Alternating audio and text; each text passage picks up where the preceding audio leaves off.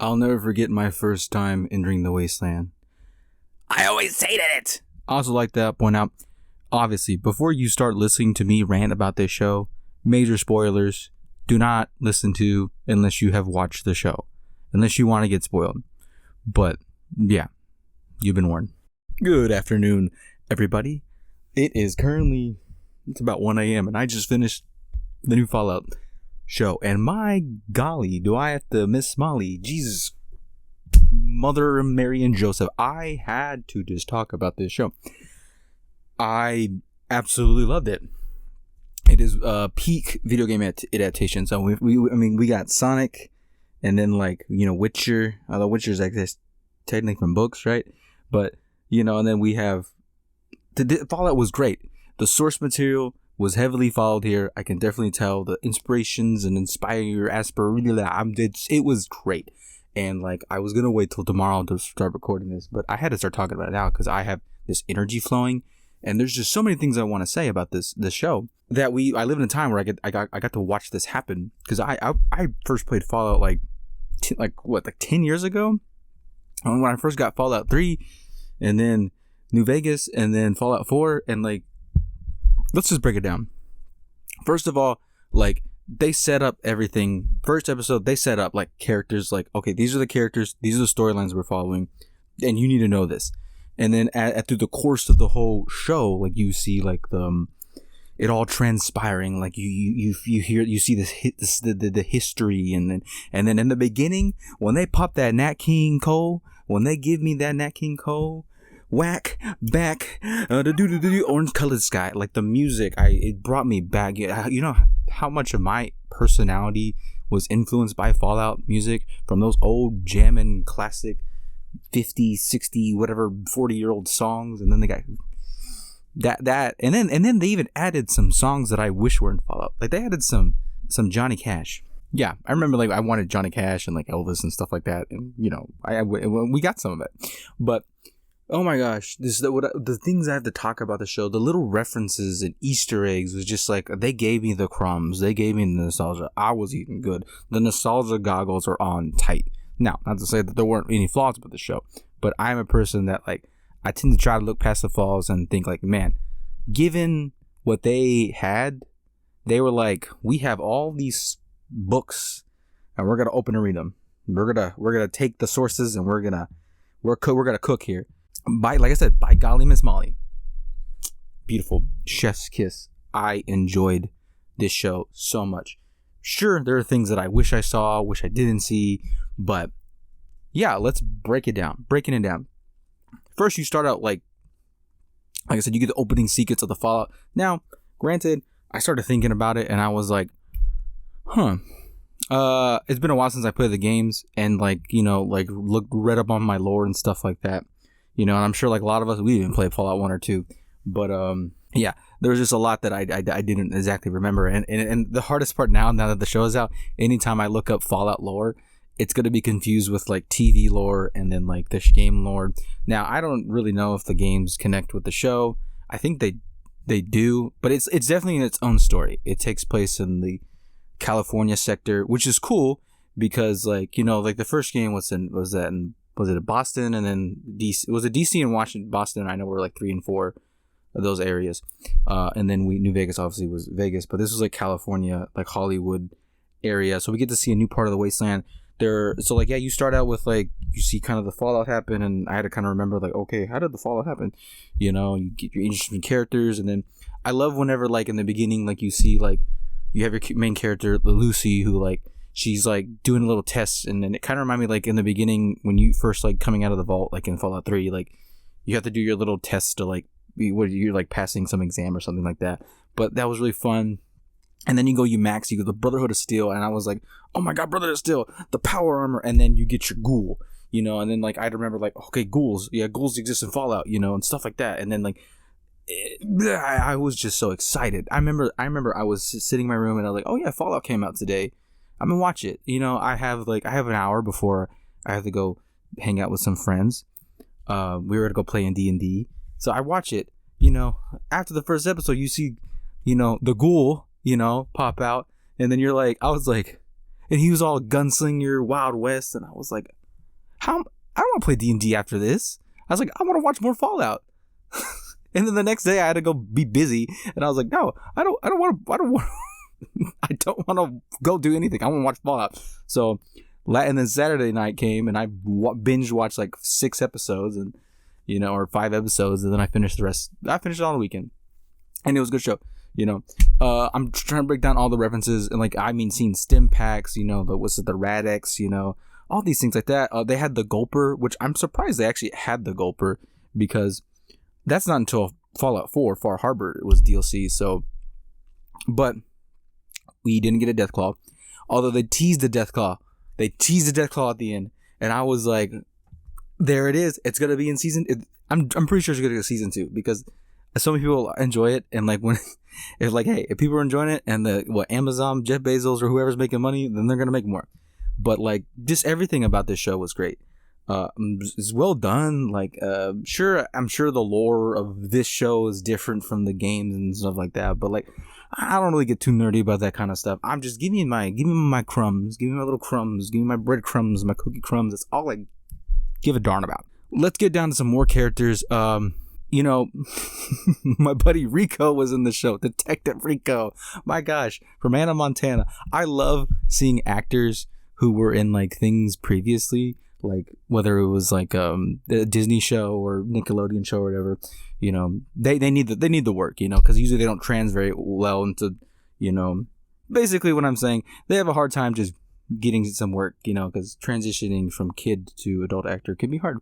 So seeing Moises Arias in the show, I was like, this is a little weird, but okay. It's been a while since I've seen him act in something. I think King of Staten Island was the last thing I saw him act in, but I loved his acting in this show, and I'm hoping I see memes. I haven't seen it yet of I want it to be a still from Hannah Montana, and then they put a caption from the Fallout show or something like that. That's what I need.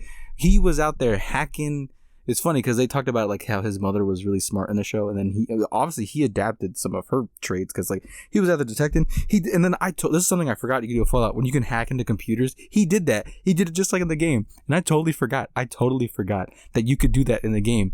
And that's one thing I loved about the show is when I remember Fallout, I remember it being just so violent, and you're just trying to survive and get out there in the wasteland and just kill as many things as possible, because they're trying to kill you. But what I loved about the show is that there were parts of the show where you can see that there are other alternatives to just, shooting somebody. And there's different ways you can play Fallout. And same with most RPGs, right?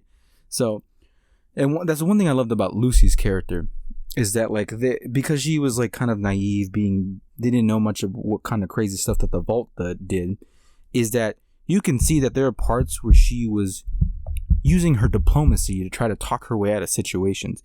And to maybe the average viewer, they might think, oh, that's kind of lame and wimpy. We're out here in the West. Pew, pew, pew. But I remember, but it made me think, when I played Fallout, there were times where I believe it was in Fallout New Vegas, or the third game. I want to say New Vegas, where there were many times where I realized, wait, if I just raise up my speech, I can pretty much get what I want. There were times where someone would want something, and it's oh, you need a speech of 59 to get the right answer, but my speech was 50. I was I'm gonna come back.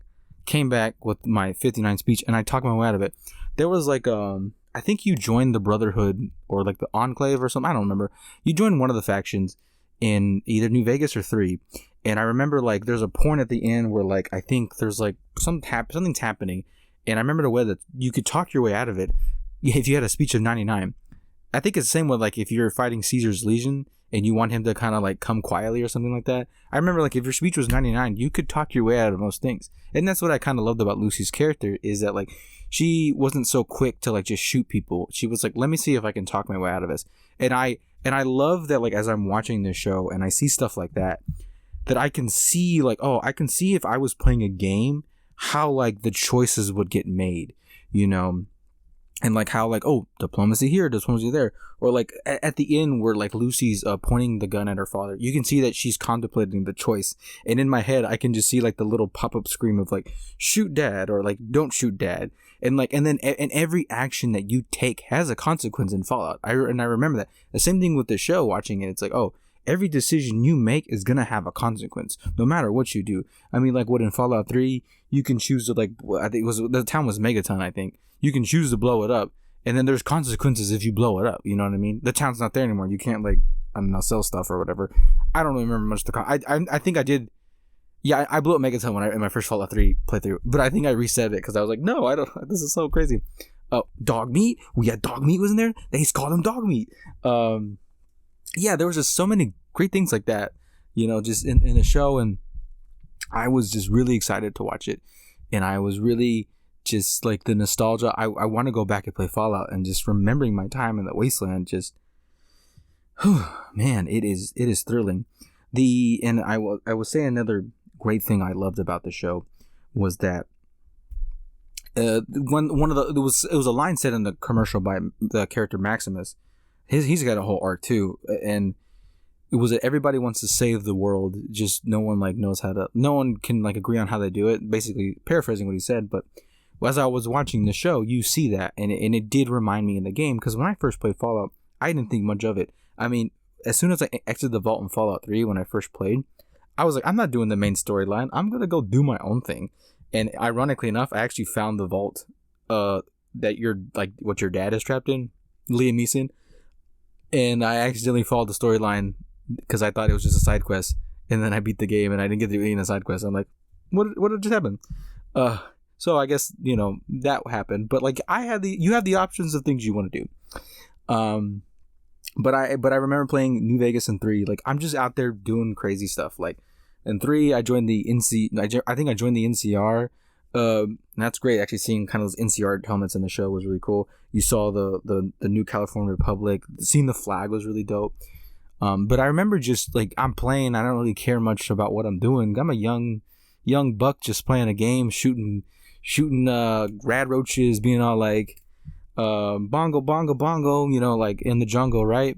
You know, I didn't really care to think of much of it. But I remember it wasn't until Fallout 4 that, because like I just picked a faction. I think I went with the NCR, New Vegas, you know, and then, but then it wasn't until I remember playing Fallout 4 that the storylines got a little more complex, because you had like the Commonwealth, you know, who was that one dude? Another summon needs your health, you know. I can't remember that guy's name, but he had a little hat, and then you had the Brotherhood, and then you had the Institution, and then like and the Railroad, and you're all like, who do I help, you know? And actually I never really finished Fallout 4 because I couldn't decide who to pick with, you know. Because like because the Institute, if you haven't played Fallout 4, spoilers, but like the Institute, like it's technically your son who's like controlling it, and like they're all kind of like trying to do good things, you know. They're just all going about it in weird ways, and I just couldn't decide. So instead of doing that, I just had fun at the Red Rocket, which I'm glad they showed that in the show, and I just went with the romance option and build robots, which honestly, I'm gonna tell you this now, I liked that there was a romance in the show. I'm a sucker for a little bit of love, and you know, if I was in a Wasteland, sure, I'd love to find love out there. I actually like that happened, you know. We all need somebody in this world, you know. So and it is technically a reference to Fallout, because you have romance options in Fallout 4. So with that said, but yeah, I just remember like it was so complicated picking a faction to choose with, because I didn't want to be wrong, because like whatever you choose, like was it Harvey? Was it the guy who, the Commonwealth dude, Preston Harvey? I don't remember his name is, but like, yeah, he'd get upset if you didn't pick the right faction or something like that, you know, or yeah, I didn't want everyone to be mad at me, but I also wanted to save the Wasteland. But like, yeah, and I like seeing that dilemma in the show. You can see that like everybody wants to try to do good. They just all got wild ways to do it, you know. You know, like the Enclave wants to eradicate people, and then the Brotherhood's like, we want to just hoard all the tech, you know. And yeah, and then the vaults, it's crazy seeing all the rich people talk about like what they're gonna do in the vaults. I mean, like, man, how do we know they're not even doing that now in our actual world? You know, that's crazy. Oh, but when she dropped the line, the war never changes line, man, goosebumps. I was like, there it is. And it's true. It's like what they always say, there are no winners in war. So yeah, and that's what that's kind of the message of the show, and like all these like, and that was even the message of Fallout, you know. I don't know if there actually was one, but like, yeah, like war never changes. There are no winners of war, you know, and it is, and it's wild. Like, and you can see the social commentaries in there. There were times that, like, if I had to pick negatives, that it was kind of like, oh, I can see that they're trying to poke fun at, like, you know, modern stuff right now, especially like when they were in Vault 4 and my good buddy Chris Parnell, you know, making some jokes about surface drillers. I can see that. I was like, that was a little corny. They made a flat Earth joke, you know, but I get it. You know, I like a little chuckle every now and then. I can see what they're doing, but overall, I love the show. This is a great show. I love the references.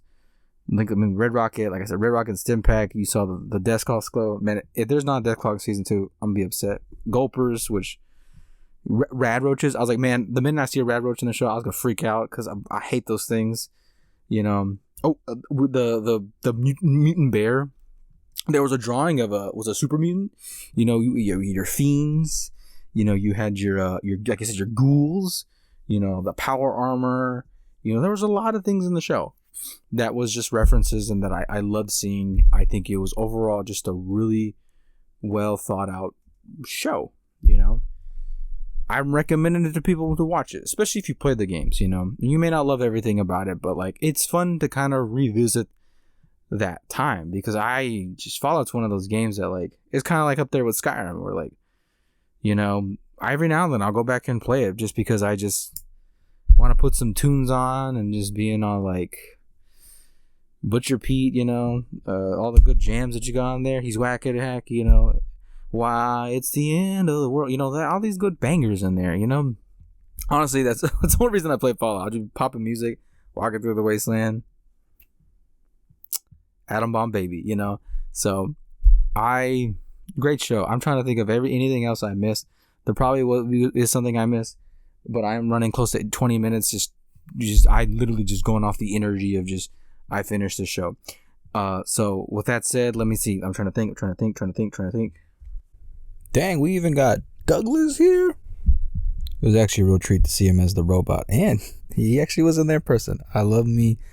Matt Berry is probably my favorite actor. Great roles such as, you know, What We Do in the Shadows, IT Crowd, and Bubbles, the porpoise dolphin, SpongeBob. I mean, overall, I enjoyed the wackiness of the show. Like, I remember, like, when I would play New Vegas, I'd always pick that thing where it's like the wacky wasteland, all the interesting, crazy stuff. Surprised we didn't see aliens in the show or something like that. It was interesting to see the vaults and kind of like, yeah, that was one of my favorite parts about Fallout, was like seeing all like the weird, creepy experiments that everyone did in the vault. Like, my favorite vault was like the one where like they experimented with like plant people, you know, and just kind of seeing like, oh man, this is getting dark, you know. And then I love the little like brain overseer. That's such a Fallout thing to happen. You know what I mean? You know, like I said, Detective Rico out there just getting cryogenically frozen, you know. So, oh, I did remember one thing else I want to talk about. One thing I thought they did really well was the combat scenes, because there were moments, especially like when we got our ghoul cowboy up there, that you can see that, like, I remember like in Fallout, like whenever you shoot somebody, it like zooms in on them and you can see their limbs explode.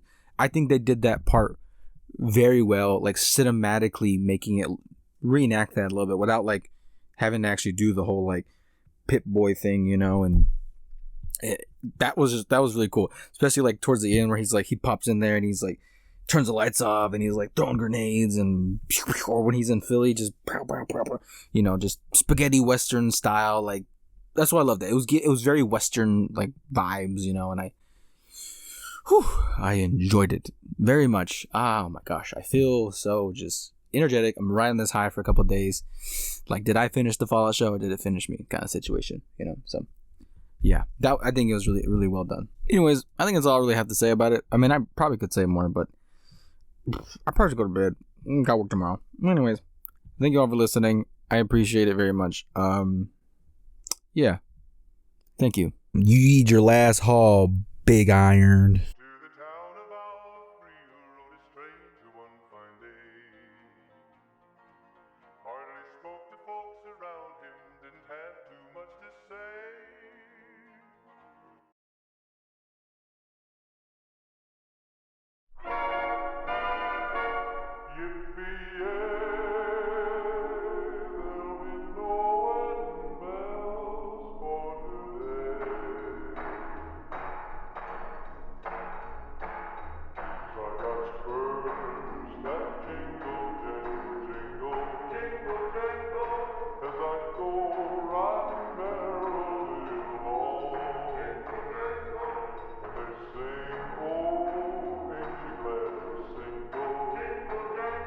But that teaser at the end, I got spars that jangle, jangle, jangle.